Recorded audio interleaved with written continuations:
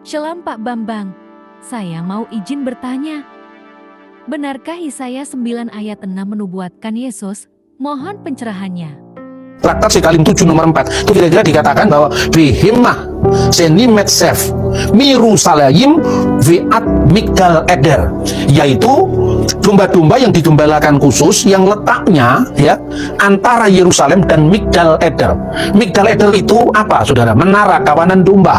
Itu dikaitkan dengan Rahel yang menangisi anak-anaknya, karena dalam sumber-sumber Yahudi itu ketika Rahel melahirkan putranya Benyamin, dia meninggal, maka ada jerit tangis di Rama, Rahel menangisi anak-anaknya, yang kemudian dicatat dalam Injil Matius. Tapi juga dalam sastra Yahudi itu disebutkan ketika bangsa Yehuda di Yerusalem itu dibuang ke pembuangan, mereka lewat makamnya Rahel. Lalu Rahel di Firdaus menangis berdoa pada Tuhan, kasihanilah anak-anakku karena dia menangisi anak-anaknya yang sedang. Lalu Tuhan berfirman. Ini artinya bukan kita buku yang non Alkitab, tidak, tapi artinya bagaimana caranya orang setempat, budaya setempat itu dalam di mana orang boleh memahami Alkitab, kan? Dia mengatakan kira-kira, kalau bukan karena engkau wahai Rahel, dosa-dosa Israel terlalu besar, aku tidak mengampuni, tetapi karena engkau aku akan mengampuni dan menebus umatku Yahudi. Tapi tidak sekarang, tapi nanti. Kapan? Saat Malak Mesiha Raja Mesias itu datang.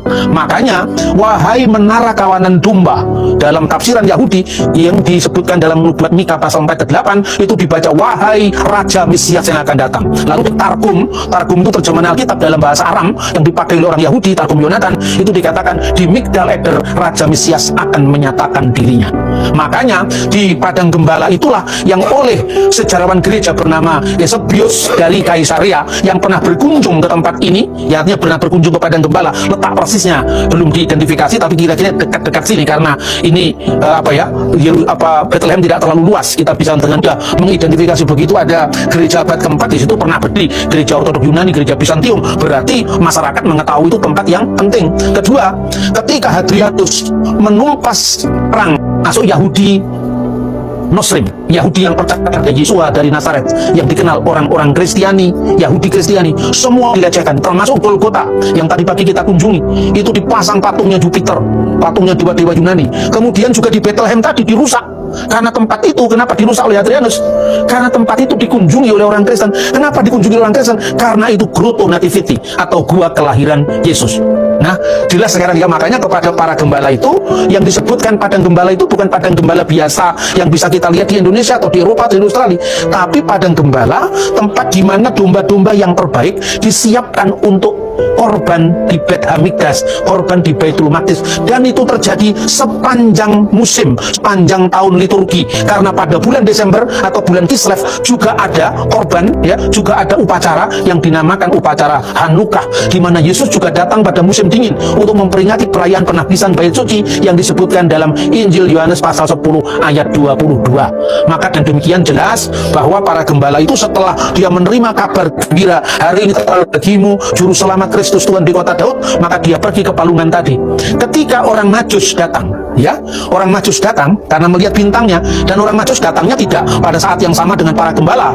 Karena apa? Buktinya Herodes menyuruh untuk membunuh anak-anak yang usianya di bawah 2 tahun. Berarti setelah peristiwa ini Yesus masih tinggal kira-kira di rumah tadi yang sekarang kemudian menjadi gereja Nativity tadi, sampai datangnya orang Majus. Dan ketika datangnya orang Majus itu melihat bintang persis di atas rumah dari anak itu tadi. Makanya dengan demikian itu ada selang waktu sebelum dia pergi ke Mesir dan kemudian kembali ke tanah suci. Karena apa? Karena malaikat Tuhan memberikan berita kepada Yusuf bahwa raja yang hendak membunuh dia itu sudah mati. Kadang-kadang kalau kita membaca Alkitab, Alkitab tidak mengenal tanggalnya. Ya, Anda tidak bisa membaca saja.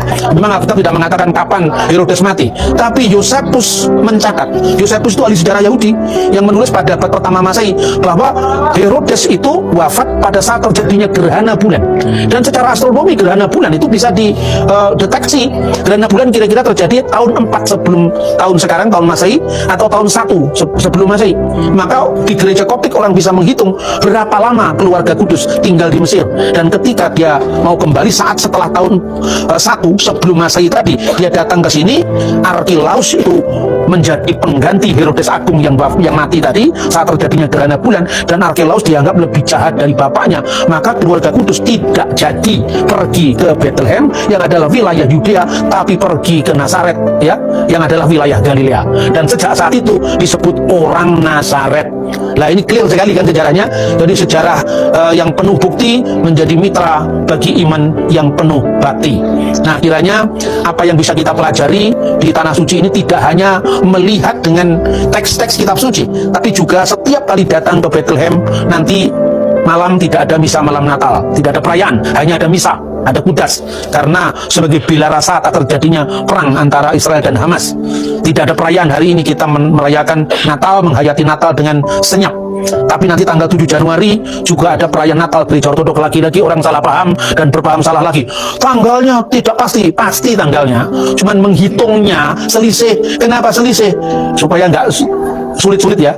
Saya suruh Anda tadi kan membuka itu googling kok, membuka Google. Tulis itu kalender Oktober 1582. Apa yang aneh di situ? Hilangnya 11 hari dalam bulan Oktober tahun 1582. Karena apa? Paus Gregorius yang merevisi kalender, sehingga kalendernya itu selisih 11 hari. Jadi sekarang ini kalau menurut kalender Gereja Timur mestinya masih tanggal 15. Nah, jadi sama-sama 25 Desember, bukan 6 Januari itu Epifania, itu salah itu. Nah, karena itu jangan gampang percaya dengan ensiklopedi umum. Tapi lewat perjalanan kita di sini ada banyak literatur yang bisa kita baca, kita bisa cross check ulang. Jangan hanya karena pendapatnya berbeda antara saya nanti dengan pendeta A atau pendeta B, Bambang Nurusena beda pendapat dengan pendeta ini. Beda pendapat itu wajar, tapi mana referensinya?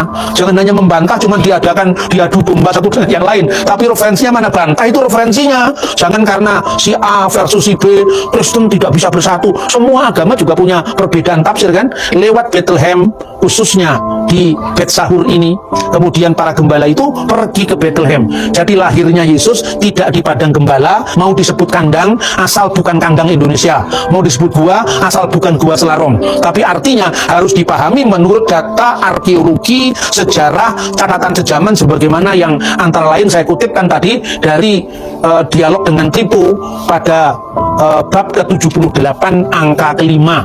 Itu disebutkan tentang gua Nativity atau Proto Nativity, yaitu kelahiran Yesus Kristus di sana. Akhirnya selamat Natal kepada teman-teman yang menyaksikan. Oke Pak Bambang, penjelasan Anda sangat mencerahkan dan menguatkan iman kami. Terima kasih, Tuhan Yesus memberkati.